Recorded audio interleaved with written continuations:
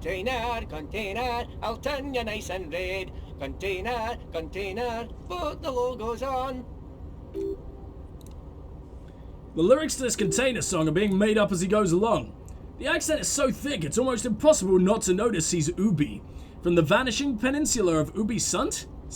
I never know what sick actually means. I learn it. I'm like, that's that thing again that I learned. I'll look it up again and remember what it means this time. Never actually remember. On Monday. Container, container, used to be well pines. Container, container, now belongs to Everett. The tiny man is so engaged in his work he doesn't notice you. Everett, Everett, Everett, he looks after everyone. Huh? Well, hey there. How can I help you, mister? What a lovely guy! The look in his deep blue eyes is as sincere as you've ever seen. Kinda makes you feel like an asshole for no apparent reason. Man, mister. Did you get lost? You're not one of them scabs, are you? No, of course not. I don't personally mind. Folks is just folks, you know, and folks gotta eat. He doesn't seem to be waiting for you to answer. Guys don't look too kindly on the scabbing kind, if you know what I mean, mister. Well, you're Ubi, right? Oh yes, born and raised. I can't do it. It's basically an Irish accent, right? Oh yes, born and raised in Irish, mister.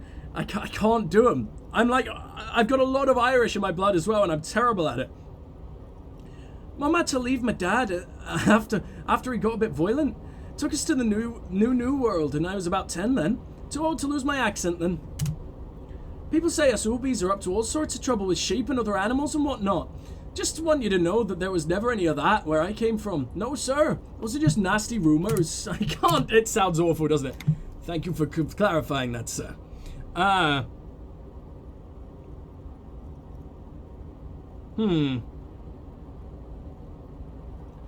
Let's ask what's in the container.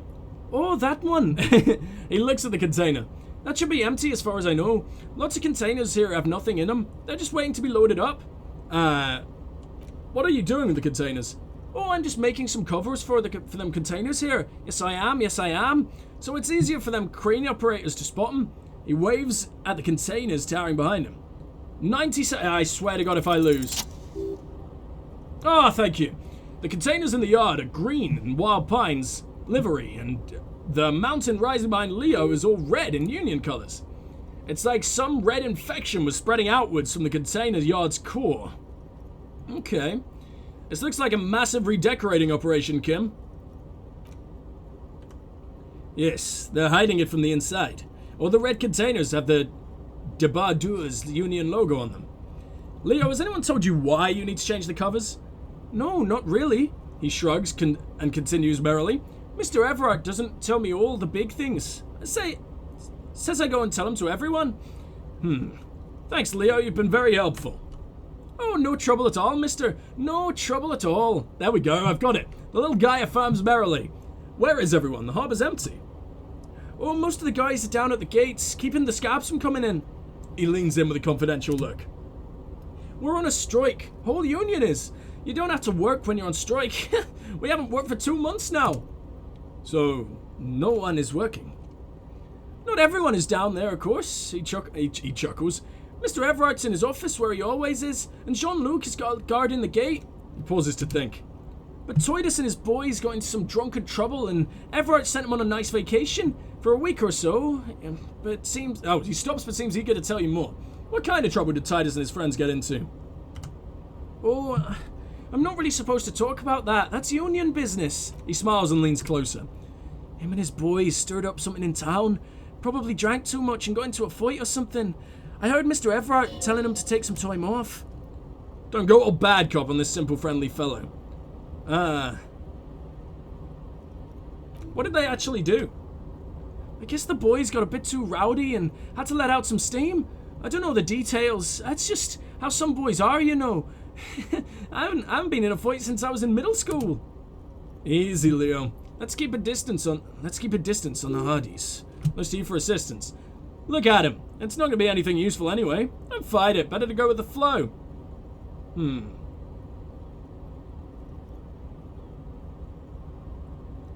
Too rowdy. Leo, what kind of fight did they get into? Did they... No, okay. Okay, Leo, let's hear about this fight you got into. I remember, I was the runt of the class. The bigger boys always used to pick on me. You see, I kind of had a temper back in the day, flew off the handle like nobody's business. But Mr. Everett and his brother always came to help. Once they beat old Noel Becker so bad he needed stitches on his head.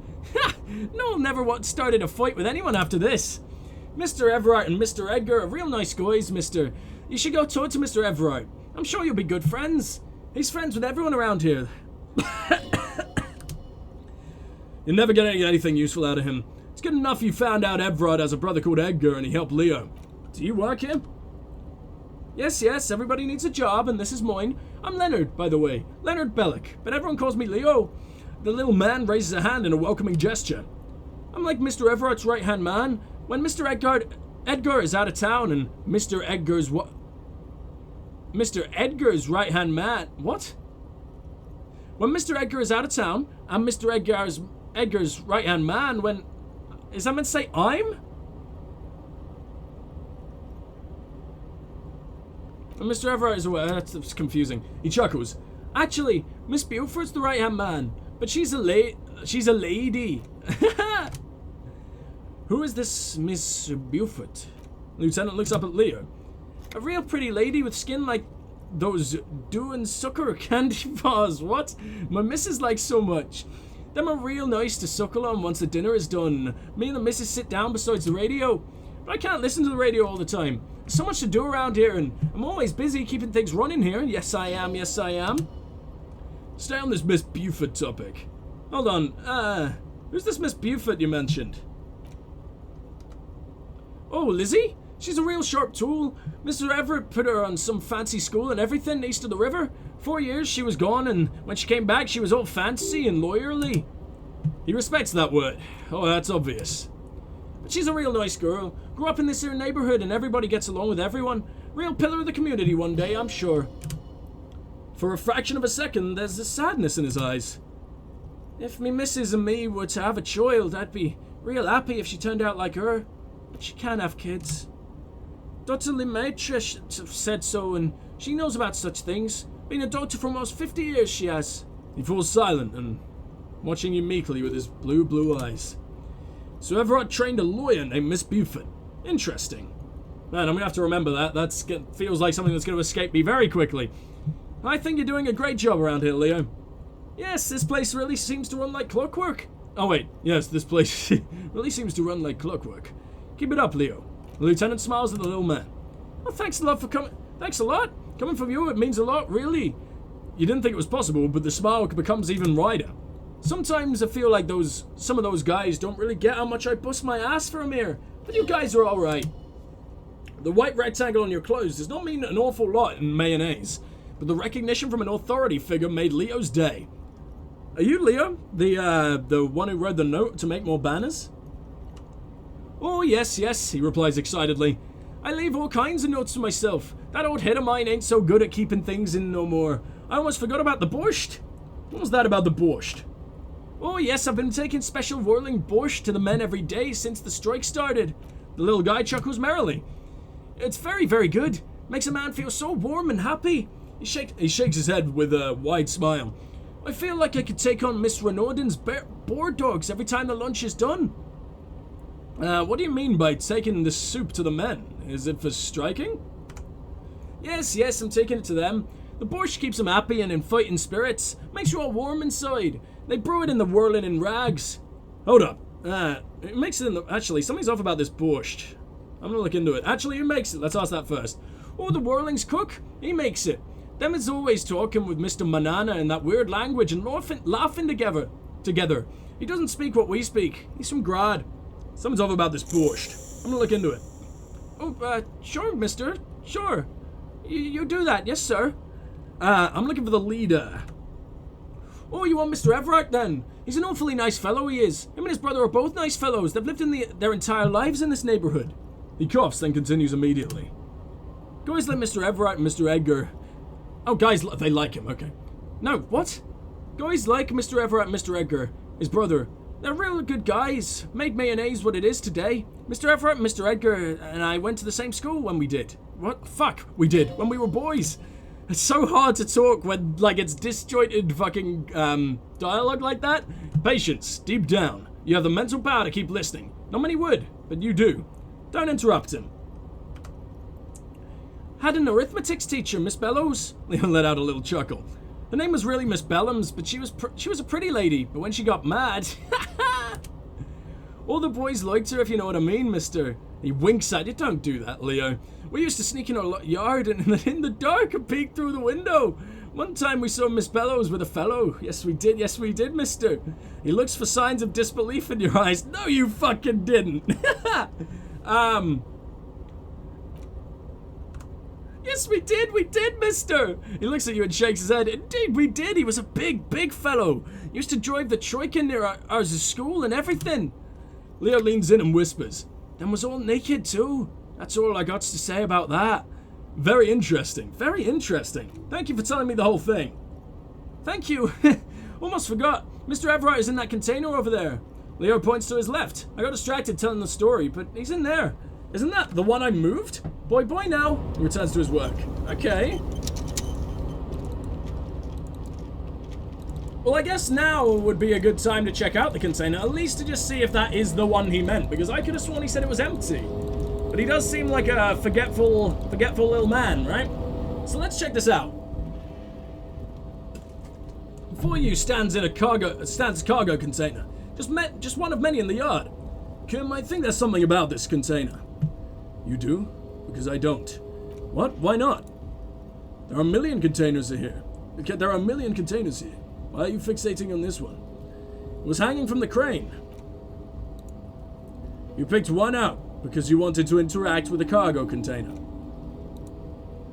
We're not here to interact with containers. We're here to talk to the union, right? Knock on the door. Whoa, that was really loud. Do it again. Do it again. Do it again. Do it again. Do it again. Again. Open the door. Attempt to turn the handle to no avail. The door seemed mechanically locked. To your left, the lieutenant considers your actions with some puzzlement. Knock. Leave. Okay, well, I'm really driving over the point that I am 100% insane, huh? Let's make our way over here. And see where we can go. There's just so many different directions I could take, man. You can go wherever the hell you want. Equip a plastic bag, collect bottles, and sell them at the... Sure, well, that's a job I could take, apparently, which is fucking insane since I'm a cop. Why don't I ever get paid?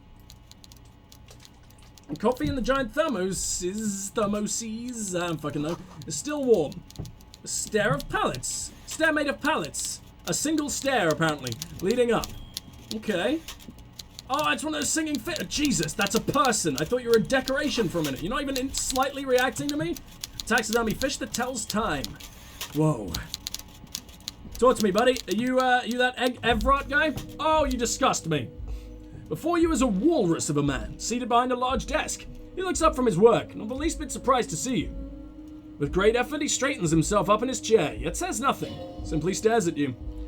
Typical power play. Wait for him to speak first. Show him you've got the backbone. Say nothing, look him dead in the eye. The one good eye of this man fills you up without even flickering. The other is his lazy left eye. It's constantly moving like a goldfish in a tank. Grotesquely magnified by his +6 glasses. Brilliant. Amblyopia. A childhood condition. I don't know what that is, but sure. For a moment, you don't know where to look. It is unbearably humid in the trailer. Beads of sweat slide down the man's forehead. Keep staring. At first, nothing happens. His face wears a very wide and self-satisfied smile. Every now and then, he smacks his big lips. Hope he means with his hand, just fuck you. Hates himself. Nothing like a good bit of self-harm to introduce yourself. Like a general over his maps, he plots his moves. Judging by the way he's licking his chops, it's gonna be a good one. Oh, he's got a voice. He begins to speak, albeit very slowly, purposefully leaving a pause after his opener. Mr. Kitsuragi, how nice that you found a moment to pay a visit to the Debargears Union. I'm Everard Clare, head of this little operation here. You are, huh? Because it seems to be Please, benefiting you have a mostly. seat. He gestures to a tiny folding chair opposite his giant desk. The folding chair looks like a torture device. You go ahead. Extremely uncomfortable. The lieutenant nods at you, then the chair. Whatever he has in store for you can't be good. He thinks. I'll have to... What do you mean he thinks? I'll do my best. Forget about that. What's with this Dubois stuff? You're getting some seriously bad vibes from that name. I'd rather stand. Let us converse in a civilized manner as equals. Take a seat. I insist. I hate you. He's trying to throw you off your game with this Dubois nonsense. Don't give him the pleasure.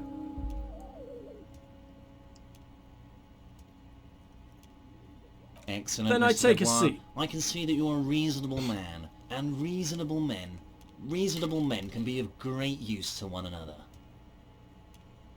So tell Wink me, back, how fuck can the it. head of the Debarges Union help a representative of the Revachol Citizens Militia today? Not entirely sure. What the fuck? Why am I injured? What the... What? What? What? Ah! Did the chair kill me? The chair you're sitting on has got to be the most uncomfortable chair in the world. It's violated By the your way, I backside. heard you got a rather rude reception from a certain Lawrence Garte. Some people have no manners. It pains me to say. Oh, it is Garte. I was right the first This time. should take care of that nonsense. He points to a giant novelty check on his desk. It's absolutely It comically should be sufficient huge. to cover your expenses for a few days and patch over your differences with the cafeteria manager. Go ahead. I'm glad I take it. came here. He points at it again. Hey, that's 25 real. That's good money. Think of all the stuff you could... Well, that's no money at all.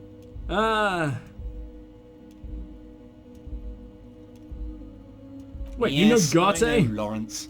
He's a real character. No union man in him. A real piece of work, that boy is. Seems that way.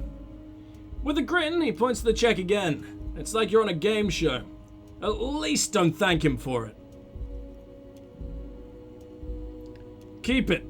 I'm good. Okay. I respect a man with principles. No handouts, then. You know, unless it was a smaller check that was a lot more money.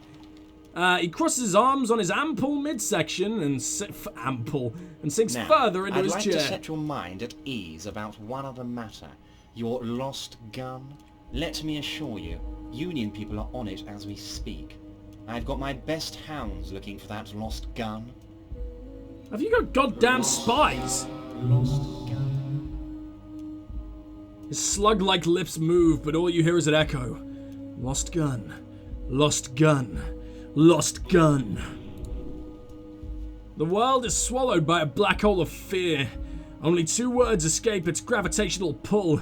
Lost and gun. When he said don't worry, he actually meant be very worried.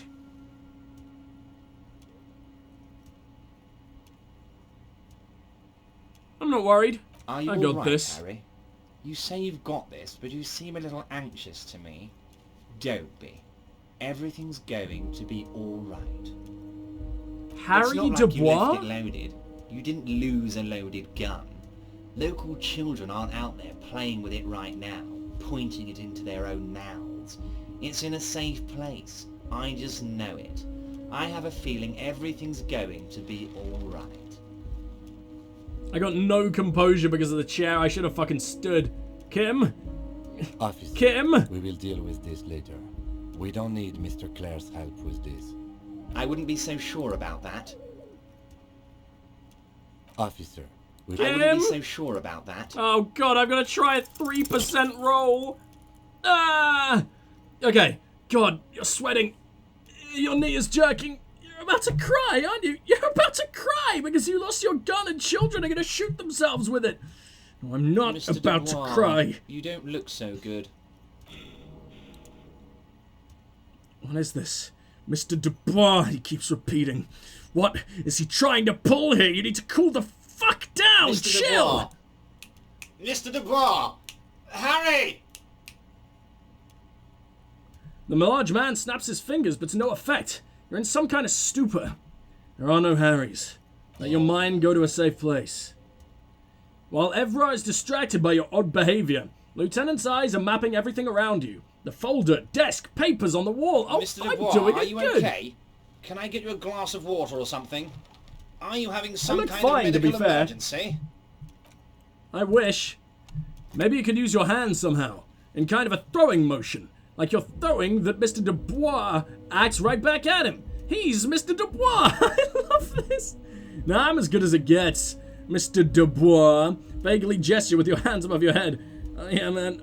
I'm fucking great. Keep sliding. Actually, his chair is uncomfortable. I could use a glass of water. What an odd demonstration of... Huh?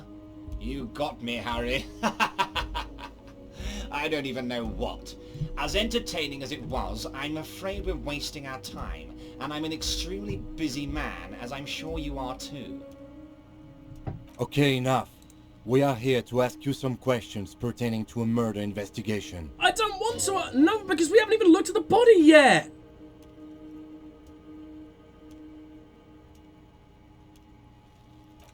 What's in the container outside your office? My dear Harry, there's literally millions of containers in this harbor. I couldn't possibly remember what's in all of them. There's something special about it. It's attached to the crane. Harry, you smooth-talking son of a bitch, he says with the fondest of smiles. Time is a precious resource. I don't have enough of it to count containers with you. Smooth-talking. Maybe that's the way to go about opening the container. Should at least try convincing it, says my rhetoric. Excuse me? Isn't that meant to be my smart, my rational thinking? Okay, whatever. Aren't you going to ask me how I got in? Harry, he says almost gently. Honestly, I'm just relieved you didn't get a hernia, man at your age. I too am surprised by the resilience and athleticism of this tool I've been provided with. My body's gonna break down any minute now, probably pushed it to the limit. Yeah, let's banter with him, why not? Yes, Harry, you are obviously in peak physical condition. I salute you, both your initiative and your physical prowess. Very impressive, Harry, very impressive. You call me Mr. Dubois. Why? Of course, let us dispatch with the formalities. You call me Everard, I call you Harry. So that's really my name? My God, so it's true. I didn't want to believe it, but you are a fantastic science fiction amnesiac cop, aren't you? He shrugs with an amazed expression. What are the odds of that? I think the odds of that are very low. It might be a good idea to hide your confusion. I mean, see what his game is first. Well... memory's fine. I'm just testing you. So good to hear that, Harry. Apparently my sources were wrong. He pats his brown folder in front of him. However, if you did have a spot of memory trouble, I could help you out with my big fat folder. Words flowed like a river of honey from his lips. I mean, the voice actor really wasn't doing a good job of that then, was he? I mean, I liked his voice acting. It just didn't sound smooth. I guess word has already reached him. No matter. No harm done. Are you trying to tell me that you've gotten hold of some of our documents? Oh, fuck, the things we flushed, of course! The lieutenant inspects Everard over his spectacles. Mr. Kutsaragi, would you mind? His eyes never leave yours. Me and Harry are having a talking about his lost identity right now. Have another look at that folder. Please? Damn it! Everard's large hands covering the folder, and the look on his face is, I know everything about you, Harry. I got nothing to hide. Oh, Harry. He peeks into the folder as if it's hard to turn away from the mysteries inside. Oh, wow, this is really something. I'm sure it's not that bad, the lieutenant whispers. At worst, he has an old RCM folder, and I very much doubt even that. So how about it, Harry? He leans back in the chair. You need assistance, I presume. What's my full name? It's Harry. He glances at the photo. Harry Dubois. You feel like a Dubois, but you don't feel like a Harry. Strange. Wait, I thought you were Harry Dubois. I feel like a Dubois, but not quite like a Harry. Something longer. Sure, okay. You're Harold Harmon, Harold Demas. But that's not what the record says. The record says Harry Dubois. A real man's name. The lieutenant covers his face and sighs audibly. Mr. Kutsaragi doesn't seem even slightly empathetic to your memory loss, Harry. He frowns at Kim. I, however, wish to help you any way I can. Do you know where I live? But of course, Harry. Your precinct is the 41st, and you live in Jamrock. You're a Jamrock boy. A long way from home, but that's okay. He doesn't really seem to know any more about it. Oh, you've got fuck all on me then. Where did you get that folder? This? My friends in your organization gave it to me, Harry. This translates to... You guys are so corrupt. I find that very suspicious. May I have a look? I'm afraid this meant for union eyes only, Mr. Kutsuragi. I'm sure you understand. He turns back to you. Please continue, Harry. No, I already asked that, sorry. Do you know anything about my family? Do I have a wife or kids or... Family? Harry, you're not a family man. There's not one peep of a family in here. Unless you think you're a family man. Do you strike yourself as a family man, Harry? I think I do. I'd be a wonderful father. Well, yes, he looks around uninterested. I'm sure you're going to make one little boy or girl very happy and proud one day, Harry. What kind of cop does it say I am? Harry, you're not simply a cop, you're a star. Bright shining star in the drab law enforcement sky, outshining all other stars, you're a superstar. That's what I like about you, Everett. You always get me. Of course I do, Harry. He smiles a sly smile.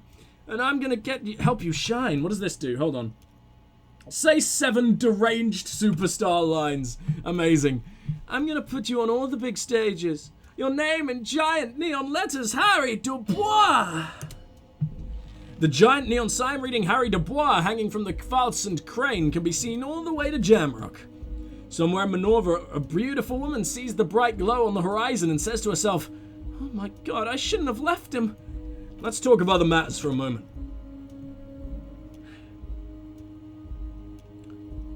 I wanted to go over a couple of things about me. No, never mind. Let's talk about my lost gun. Yes, your lost gun. His face turns serious. My best men are on it. They're turning every stone, searching every playground, asking kids, grandmas, everyone. Your gun will be found, Harry. Let me assure you of that.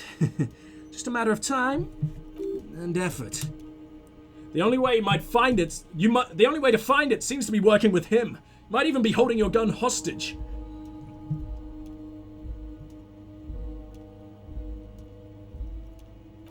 Hold on, could he really be holding my gun hostage? Who knows? Only one thing is certain. If you work for him, you're gonna get it back. And working with him might be the only way to do it. Does this mean if I do things for you, I will get my gun back? Damn it, Harry, that's exactly what it means. Turns to the lieutenant. I am only kidding, of course.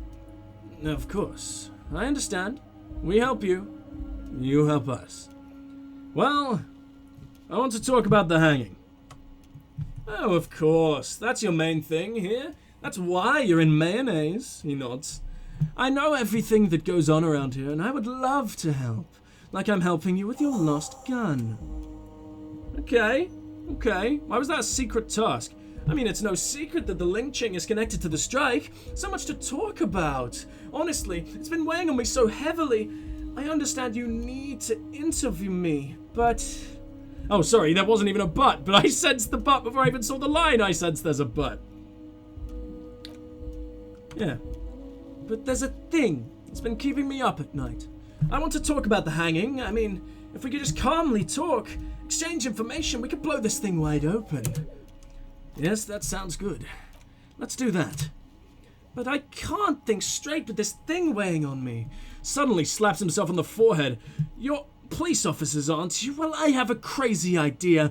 You guys are basically door-opening machines. Incredibly talented at opening doors. Well, Kim, is that true? Are we door-opening machines? I'm not sure I understand. He looks at the union boss.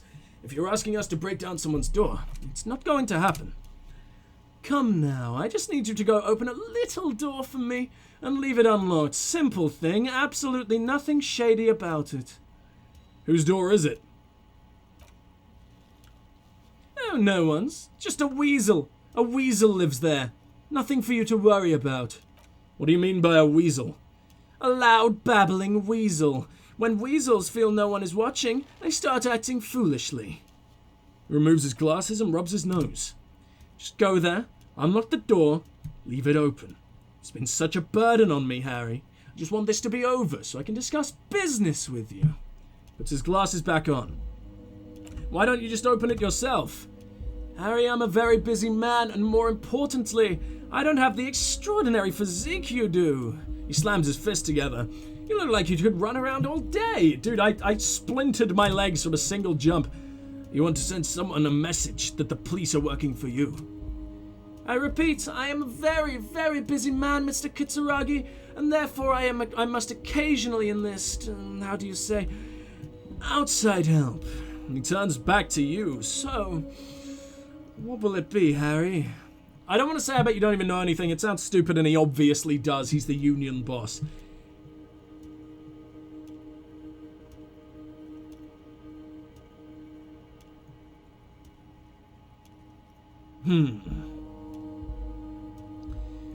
It doesn't mean we have to do it, right? If I accept, and I might as well have it on me just so we learn more details. It's a deep RPG. Surely we don't then have to... Surely it doesn't restrict us to this one outcome of this situation. Surely I can then pressure him about the alcohol he makes or whatever the fuck that is killing people or whatever the fuck's going on. I don't know. This weird brew that it was talking about. So damn it, fine. Fantastic, my friend. Just let me know when it's done. We can take our friendship to the next level. You can get a key from Manana. He's down by the gates. Manana's like a free agent in the Union. Special operations, hardened socialist, real free thinker too. He'll tell you precisely where the door is. He smiles, obviously satisfied with how well it planned out. One last thing, Harry. Just open the door. Don't need to go in or anything. Just want that weasel to come home and see the unlocked door. Everard, I'm gonna leave now. We might talk again later. Wait! He leans, reaches into his drawer and pulls out a plastic card. You need this to get in and out through the gate. Great. Wouldn't want to get stuck in here. Here, you're one of us now. Real red and white Union man. Take care, Harry. Well, I wasn't actually done with talking to you. I do want to talk a little more. You don't have to sit down this time, since you're already sat on that chair. I'm not, but there we go. I completely forgot to quick save first. There we go. Mr. Dubois, quick save. A pleasure as always. I'm looking into your shady brew. You don't have to sit down this time, since you're already sat on that chair.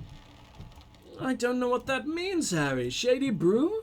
There are so many moving parts in my operation, I can't keep track of them all. You know what? Don't even tell me. Whatever it is, do it. Surprise me. He reconsiders. Just one thing. If you can, make it even shadier. He sincerely has no idea what you're talking about, and he doesn't care either. Well, shit. Well, fair enough. I don't really see a problem with me asking him that. For now, let's get out of here. We've explored this place. We got a card. We can go in and out now. And I guess it's time to explore the rest of this fucked up Union area. I'm loving the factions in this game. I didn't expect this. I didn't expect... It's so unique. Just this, like, I can't wait to learn about more people. I need to know about the traffic jam even. Even that's intriguing me. Something as mundane as a traffic jam. If I break into... I have, like, a... How do I use items in my...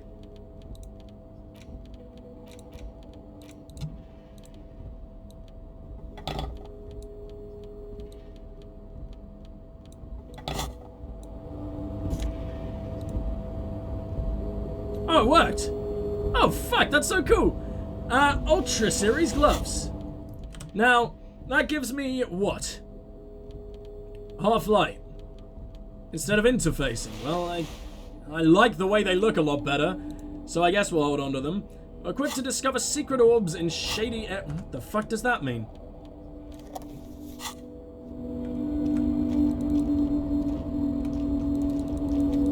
I don't think it runs out of battery, so... Look at this, this is so cool! So I might as well... No, I don't think it's necessary. When it said shady, I assumed it potentially means like it was a bit meta and it meant like, suspicious areas, seedy areas, in other words. But no, it genuinely means darkened areas. Okay. Well, where the hell is that, where's this thing? Can I open it with my wire cutters? Impossible. Persuade the door to open. Oh my god! There is a chance to do this. I'm gonna sit here for the entire time it takes for the 3% to work. Imagine if it was first time. Why are you even trying to open a door with rhetoric? Yeah, why am I? Why are you what? The lieutenant looks startled. Anything at all. Now's not the time to get philosophical detention. You can do that after hours. I really want it to work. It'll be beautiful.